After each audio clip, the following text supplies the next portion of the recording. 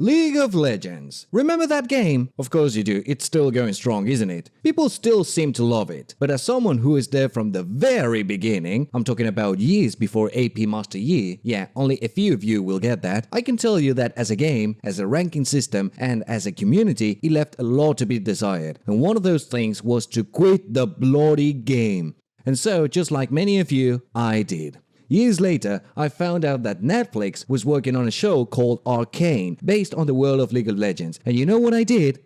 Nothing. Absolutely nothing. I was reading all the raved reviews, hearing about how amazing it was, but after the bad taste the original game left in my mouth, I chose to ignore it. It's just current LoL players who love it, I told myself. It's just spam, publicity for me to watch this show. It was everywhere. I saw it all over my feed, and the more people hyped it up, the more I refused to watch it. I was stubborn, okay? That lasted for 3 years until a couple of days ago when the second season was released, or at least the first 3 to 6 episodes. So I thought to myself, I got time to kill. I could do a review of this show. I mean, why not? And so I took a semi-return journey to League of Legends, the game we all love to hate and hate to love, in a format that was different, something that wasn't as toxic. And the verdict is, oh my god, this show is so fucking good, and it makes me even angry and happy. Let me tell you lads, we've all dreamed of a TV show or movie based on League of Legends, but what surprised me was that they decided to center the show around Jinx and Vi. If you're old school League, you probably would have expected characters like Ezreal, Garen or Lux to take the spotlight. Those characters had more of that main character energy with all the magic and fantasy built around them. But you know what? That decision was phenomenal. Instead of exploiting the hype of a flat-out Harley Quinn wannabe character, and yeah, that's what Jinx was when she was first released, don't at me, I'm just quoting the facts. They gave us some of the best character developments I've seen in years. Even the characters who aren't even champions in the main game, they still feel real. They still feel incredibly written. Every single character in this show deserves their own analysis. I'm not even kidding. It's that serious. I don't know how much money Riot Games spent on the writing team, but they didn't just bring copper. They brought diamonds from space. And as a side note, that's absolutely related, you should know that I've started to become a playwright myself. So from a professional perspective, the interactions, plots, relationships, and even subplots are chef's kiss. Without getting too technical or boring, let me briefly explain what it takes to write any good play or show regardless of era or conflict. You need a part and a counterpart. And no, I don't mean one's the hero and the other's the villain. These two forces that counter each other, creating the tension needed to resolve a conflict. The conflict, it's something that happened in the past that led these two forces to collide. That's what makes the plot engaging for the audience. And in Arcane, they didn't just throw this principle out of the window. Every scene with at least two characters has that clash that pushes the plot forward. Whether it is Heimerdinger or Jayce, the old genius and the new genius, Vi and Jinx, constructive chaos and destructive chaos, Vi and Caitlyn, chaotic good versus lawful good, Jayce and Caitlyn, the nepotist and the prodigy. I could go on and on because this show is filled with those character dynamics that build the world in a way that feels cohesive and lived in. And you know what we call that?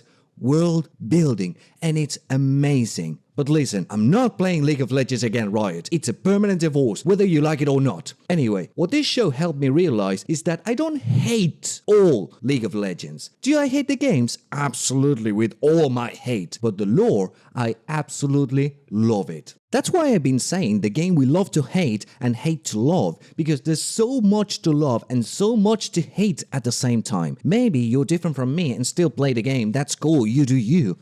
But hey, there are helplines if you need them. Back to the point, Arcane made me realize that while I couldn't remember every single detail from the lore, I did remember most of the characters. It was a real treat seeing Piltover and Zaun fully realized. I was sitting there pointing at the TV like an excited kid. Hey, that's Dr. Mendo. Nope. Hey, that's Warwick. Nope. Hey, that's Singed. Wait, that was Singed. Since the show focuses on Piltover and Zaun, I was expecting to see other familiar faces from that world. Twitch, Ezreal, Camille, Orianna, Blitzcrank, Zac, and so on. Spoilers, none of them appeared. So imagine my surprise when I find out Jayce's longtime work partner is none other than Victor. And by the way, Victor was one of my mains in the game, so that should give you an idea of just how low my elo was. My favorite character, who initially seemed like a generic villain, actually ended up having one of the most pivotal storylines in the show. We get to watch his transformation. He's being slowly deteriorated by a disease that's literally killing him. That was a twist I didn't see coming.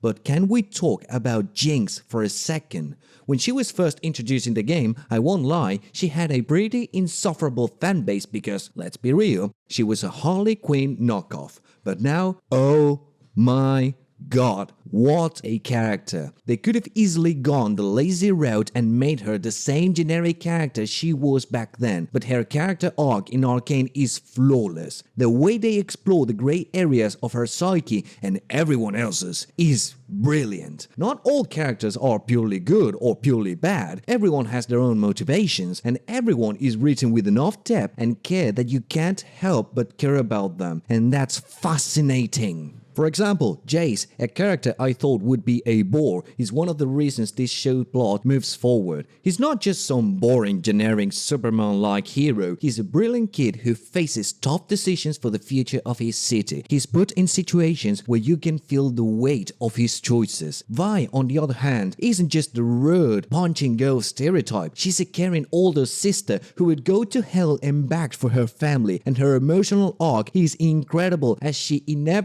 for fuck's sake, inadvertently forms new bonds despite her past. And then we have Caitlyn, the wealthy girl trying to do the right thing, even if it means breaking the rules. Her privileged upbringing taught her. Heimerdinger, the old Piltover genius who got too caught in his past mistakes. Echo, the street-smart leader of Zaun who wants to give his people a home. They are all phenomenal.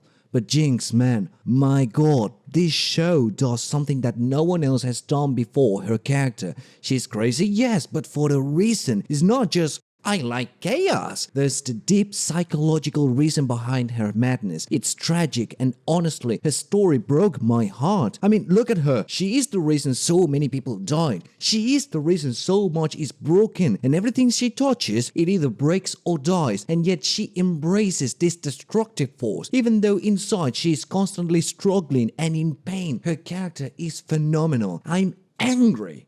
Seriously, I am mad this show exists. I didn't want to like it, but Arcane has blown my mind this year. Coming from a franchise that made me despise multiplayer games, the writing here is honestly a 10 out of 10. Oh, but don't you think I forgot to mention 3 of the most important factors of this show: animation, action sequences, and soundtrack. First, let's talk about the animation. They didn't need to go that hard, but they did. This show is a visual masterpiece. I'm not even kidding. Every single frame could be a poster. It's so beautiful that I've literally stopped the video to admire the art in certain scenes. The color palettes are perfect, the character designs are rich with detail, and the action scenes are beautifully fluid. There are moments in Arcane that will make you wish you had the skills to draw like that, trust me. And then there are the action sequences. If you're one of those people who gets bored by long dialogue and need some punchy, high-stake action to keep your attention, Arcane delivers. Every single episode has at least one mind-blowing action scene. But here's the thing, they don't just throw the action in there randomly. No, the build-up and the tension are so well-paced that when the action finally hits, it feels earned. The choreography is on point and the stakes feel real. It's a treat to watch and you'll be on the edge of your seat the entire time. The fights are impactful both visually and emotionally, and they move the plot forward in such a satisfying way. It's not just mindless spectacle, it's a vital part of the storytelling. And then there's the soundtrack. You know the show is good when you end up enjoying music you didn't think you would. I'm looking at you, Imagine Dragons. Yeah, I said it. I didn't expect to vibe to their track Enemy, but it works so well in the context of the show. But the rest of the soundtrack, dude, It's been on repeat. I've been jamming to League of Legends music all week long because of this show. I didn't feel this excited about League music since Way's version of Warriors. If you know, you know. The music elevates every moment and it feels like they carefully selected tracks to match the emotional highs and lows of the story. Now, let me get something off my chest. The cliffhanger for Season 1, frustrating as hell, yes, but it was done with such a class that honestly, I can't even be mad. They teased us just enough to keep us craving more, and that build-up,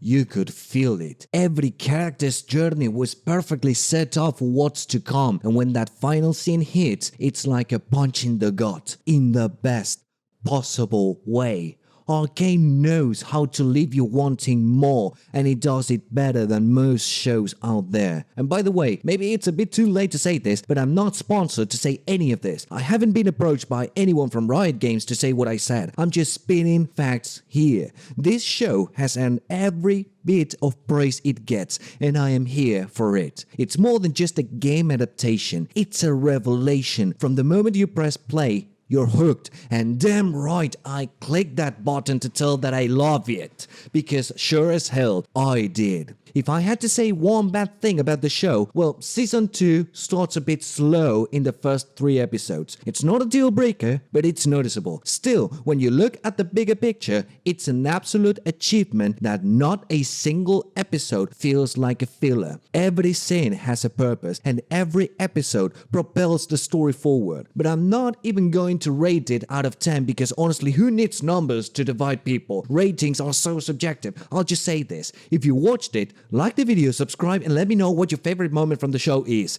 For me, it was the chair scene in the finale of Season 1. Absolute peak writing. And if you haven't watched it, what are you waiting for?